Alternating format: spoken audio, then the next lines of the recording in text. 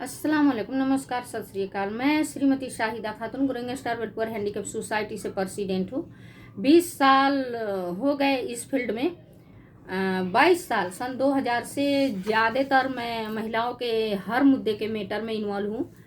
कोई भी संस्था, कोई भी फाइनेंशियल और कोई भी मुद्दे पर एल फर्स्ट 118/7 संगम विहार में पड़ता था।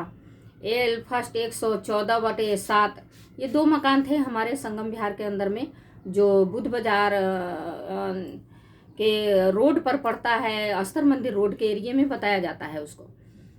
तो मैं घर गृहस्थी और बिजनेस में बहुत ज़्यादा बिजी रहने के बावजूद जो भी समाज के लिए किया उसमें सर्च बहुत मिला और सीखने को बहुत मिला। जितना हमने सर्च किया, बढ़ते हुए घरेलू हिंसा औरतों को बहुत ज़्यादा बेचैन और विचलित कर रही है। 80 से 95% बढ़ चुका है घरेलू हिंसा, ज़्यादातर नशा और शराब के कारण। उसके बाद जो पढ़े लिखे शिक्षित लोग हैं, अपने आप को मास्टर इमाम कहते हैं, वह भी अपने घर को नहीं संवार पाते हैं। शादियाँ तो कई कर लेते हैं, लेकिन उसको संवारने का उन्हें तरीका नहीं है। तो मैं एक समाज सेवी होने के नाते और बहुत कुछ सीखा है इस समाज में औरतों से ही, और बड़े बड़े लीडर से, और फिर उस केस में घुस करके इन्वॉल्व होकर के कुछ शब्द मैं बयां भी करी हूँ और लिखी भी हूँ। तो 28 तारीख के दिन था, 28 मार्च 2021। अभी के समय उस रात में हमारी शब बारात थी और 29 तारीख को होली पड़ रही थी।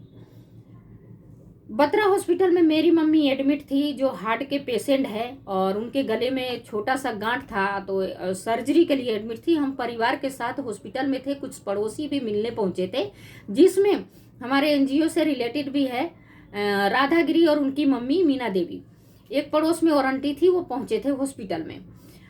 6:30 बज चुके थे। हम हॉस्पिटल से मिलने के बाद बाहर निकले थे और रेड लाइट पार करते एकाएक देखते क्या है कि बहुत ही हिरनी जैसी एक लड़की, खुले बाल दोनों तरफ से, दोनों हाथ में कपड़े और एक हाथ में 2 फोन, जो एक एंड्रॉयड था, एक कीपैड था, और बिल्कुल विदाउट कपड़े चल रही थी बीचों बीच रोड में, बिना फिक्र किसी भी एक्सीडेंट का।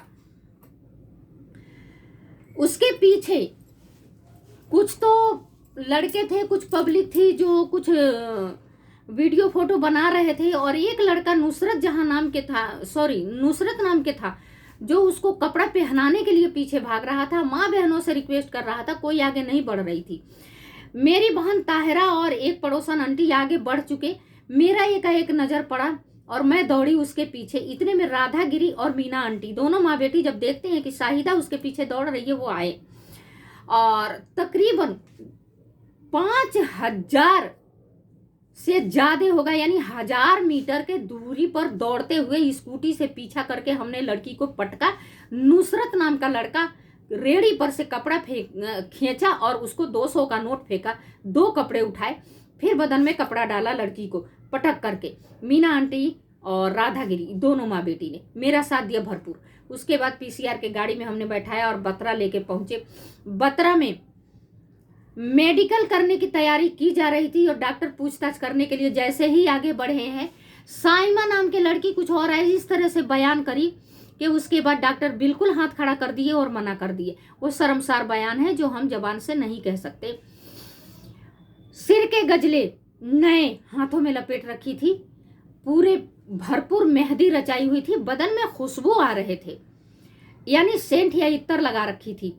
रोडों पर से लड़कों ने कुछ कपड़े उठा के दिए, अल्लाह जाने, और वो पुलिस उसका इन्वेस्टिगेशन करे, हम ये कहते हैं, तब पता चलेगा।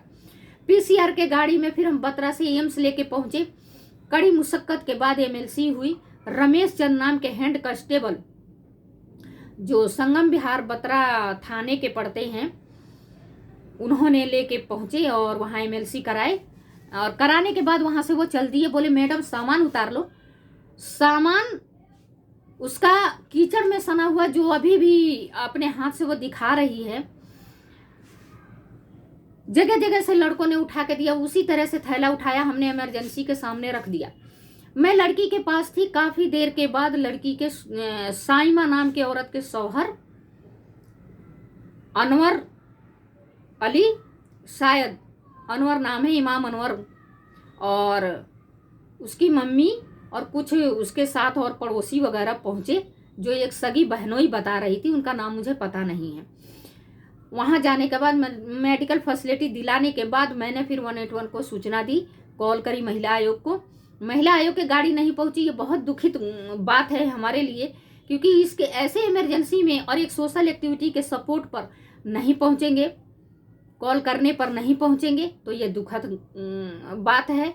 इसका मतलब ये है कि दिल्ली सरकार काम नहीं कर रही है औरतों के मुद्दे पर।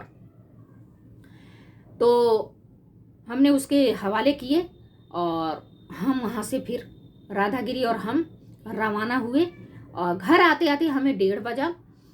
अब हमें डिटेल चाहिए, साइमा के साथ क्या हुआ, कौन से डॉक्टर देख रहे हैं, किस विभाग में दिखाया जा रहा है, साइमा कहाँ है। उसके शौहर इमाम अनवर बताएंगे। हम कॉल कर रहे हैं, जो नंबर से वो कॉल कांटेक्ट किए थे। 3 दिन बाद साइमा के डिस्चार्ज हुई है, हमें पूरी सूचना नहीं दी जा रही है। कौन से आईओ गए थे और कौन से थाने से गए थे, क्योंकि मैंने भी 100 नंबर के कॉल की थी, और मेरे रहते हुए थाना हौज खास दिल्ली से, दक्षिणी दिल्ली हौज खास से पुलिस आई थी, और उन्होंने बोला था कि थाने में सूचना दे देना। लेकिन ये सारा काम मेरा नहीं है, मैंने परिवार को सौंपा है, और मुझे परिवार से टोटल डिटेल चाहिए। इसी के साथ मैं अपनी बात यहीं तक समाप्त करती हूँ। उम्मीद करती हूँ कि खबर को देख करके इमाम अनवर अली अगर खुदा के डर में हैं, क्योंकि साइमा ने जो बयान दिया है उसकी पहले इमाम अनवर जी की बीवी हैं, 2 बच्चे हैं, साइमा दूसरी पत्नी है, और वो बहुत ही मेंटली डिस्टर्ब हो चुकी थी। आगे डॉक्टर बताएंगे और हम मिलेंगे डॉक्टर से, हमारी मिलने की पूरी इच्छा है, उम्मीद है, और ये उनके साइमा के शौहर हमें मिलवाएंगे। मैं इसी बात के साथ अपनी बात समाप्त करती हूँ। अस्सलाम वालेकुम, नमस्कार। अब सभी साथियों को औरतों पे हिंसा करना कम करें, मैं माफ़ी चाहती हूँ। औरतें बहुत ज़्यादा घरेलू हिंसा से पीड़ित हो रही हैं। आप सभी अपनी बेटी बहन को तहकीकात करें, विदा करने के बाद, निकाह करने के बाद, फेरे करने के बाद उसकी जिम्मेदारियों से छुटकारा ना ले, क्योंकि वो आपकी बेटी है।